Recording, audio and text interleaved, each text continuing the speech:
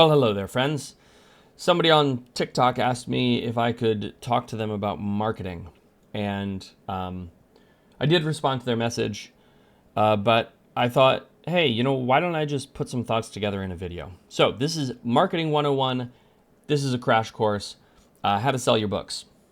First, write a really, really good book.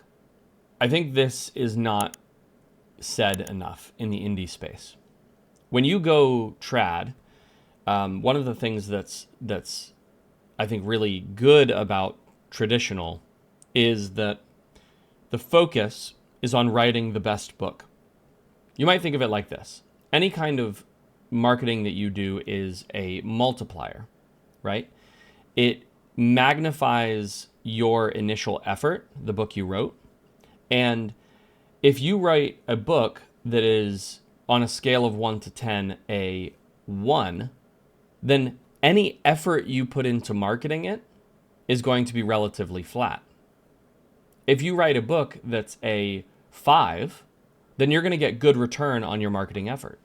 If you write a book that is a 9 or a 10, anything you do will be magnified incredibly. And so the core of all marketing is to have a product that people want. Now, I'm not saying that you have to, write the next great American novel. If you can, do. Absolutely do that. But most of us can't. I certainly can't. I'm certainly not going to. But I am going to write the best book that I possibly can. And once you've done that, once you've written the best book you possibly can, here are some marketing tactics that you can use. As a caveat, this is not comprehensive. There's a ton of other stuff besides what I'm going to talk about that you can do. I would highly recommend that you go out and you find free resources on marketing your books that are out there. The Novel Marketing Podcast that I was just on is a great example of a product that you can engage with that's going to teach you a tremendous amount about marketing, specifically for books. Now, it's also important to understand that tactics that worked 2 years ago, tactics that worked 3 years ago, are often just not applicable to today's market. There has been a massive shift in the way the internet works, and not enough people are talking about it.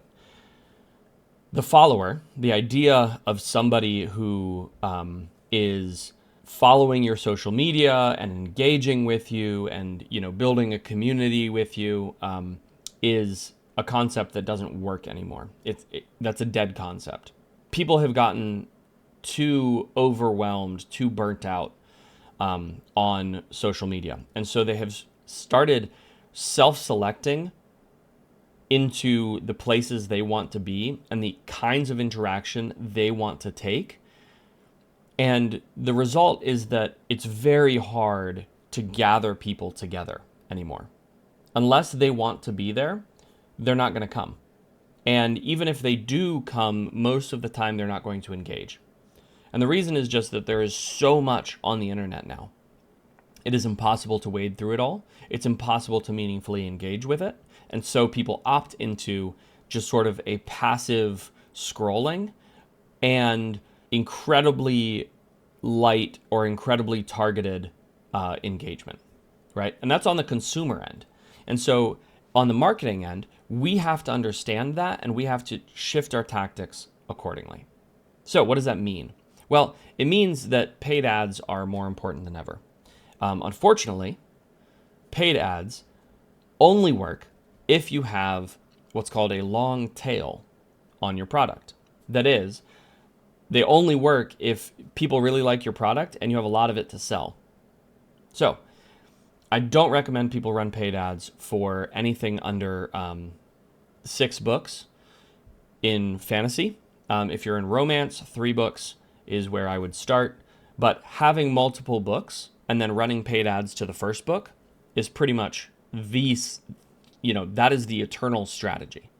And the reason is because you're just trying to take shots on goal, right? You're just trying to get as many eyes on your product as possible because it gives you the highest potential for conversion. So again, we're talking about a multiplier here. And so if I write a book that's a 1 and then I get one person to look at it, I could potentially make one sale, but I'm unlikely to convert one person. If I write a book that's a 10 and I get one person to look at it, then even though I can make a sale, I'm not actually generating any more money. I'm just more likely to make the sale because my book is better. All of that completely changes if instead of having one person look at it, I have 100,000 people look at it. If I have 100,000 people look at my book, even if it's a 1, I'm going to make some sales. I'm not going to make a ton of sales comparatively, but I'm still going to make sales. If I have 100,000 people look at my book and it's a 10, well, I'm going to make a tremendous amount of money. So paid ads are just sort of the fundamental building block of selling anything online. And the reason is because the way we understand funnels, or have understood funnels for a long time, just doesn't work anymore, right? We used to have this whole like multi-touch. You're trying to warm up a cold lead into a hot lead, and you know you're trying to pull somebody through this funnel and continually engage with them more and more and more. People don't engage that way anymore. And so the best thing you can do is just present them the core information that would convince them to buy as fast as possible, as many times as possible. And that's what an ad does. Now, for anybody who is sitting here listening to me and going, yeah, but Seth, I don't have 6 books. I don't have, or 3 books or whatever. Like, I don't have enough content to make paid ads work, or I just don't have the money for paid ads. That's okay. There are other ways to sell your books. Unfortunately, they're getting harder and harder and harder. So the second best way to sell books or to market your stuff is to go and join communities of people who like books like yours. And there are a bunch of different places you can do this. You can do this on Facebook. You can do it on Reddit. You can do it on Discord. You can do it pretty much wherever. People who like the same things tend to congregate together. And so if you can find the places where people are congregating and then join those communities and start to get to know people and start to interact, then you can recommend your own books, or you can have other people recommend your books, in accordance with the rules of that community. And that can be incredibly effective. Unfortunately, as I just mentioned, the way those communities work, changing. And there has been a flood into the market of people self-publishing. And so competition among books in those spaces specifically is getting higher and higher and higher. Now, this is where a website or a community like Royal Road is really important, because Royal Road has mechanisms for people to find stories and then relatively anonymously vote on those stories. And so the cream of the crop rises to the top, just sort of naturally. And so Royal Road is one of the best, or Wattpad or whatever you're on, whatever site you're on. It's one of the best ways to get sort of natural discoverability, because these are communities where people are hyper-focused on making sure that they're getting the best stories. And everybody's efforts in reading and engaging contribute to the best stories sort of rising to the top. But that goes back to the first thing I said, right? Which is you have to write the best story. Like, you have to write a good story in order for any of this to work. Now, understand that when I say best story or good story, I'm not saying that you have to write a story that is a literary force. You don't have to write a story that is good by conventional metrics. When I say a good story or best story, I'm just saying you have to write a story that people want to read. And what people want to read changes. But being involved in these communities is going to help you keep your finger on the pulse, to understand the zeitgeist, to understand what people want to do. Okay, so we've talked about 2 things so far, paid ads, and we've talked about joining the communities. Unfortunately, both of them are harder than ever to engage with, because you don't have that direct line of communication. Everything is gated, either by paying with paid ads or behind these communities. And people aren't engaging anymore in the same ways in both of those spaces. And that brings us to the third and final marketing thing that I'm going to talk about, which is an email list. So email lists for a long time were very popular, and then they kind of fell out of fashion, and they're starting to make a resurgence. And they're starting to make a resurgence because people have changed the way they're interacting with the internet. They now want curated, customized, low effort information.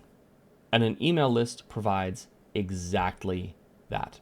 An email list is the ultimate way for somebody to say, I only want to find out what I want to find out, and I'm particularly interested in this author or this book series, etc. So, if I were you, if I was just starting out as an author, I would not worry about paid ads. I would join the communities, but don't spend a huge amount of effort there. I wouldn't spend a ton of time building my own community, my own Facebook group, my own Discord group, my own whatever. I wouldn't bother with that. What I would do is I would start building an email list. And I would study and study and study to understand how to make engaging emails. And I would spend all of my time and effort right there because it is incredibly low cost.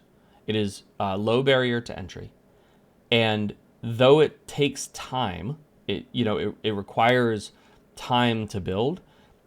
If you can do it well, it is more valuable than anything else that you can do because you own it.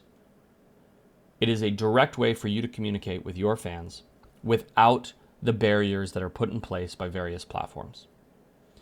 And that, I think, is of utmost value. So that's it for this crash course on marketing. Just to recap really quick, the most effective thing you can do is paid ads, but that has a high barrier to entry. You have to be able to pay for the ads, and you have to have a good enough book that it actually converts, and enough content that it makes it worthwhile.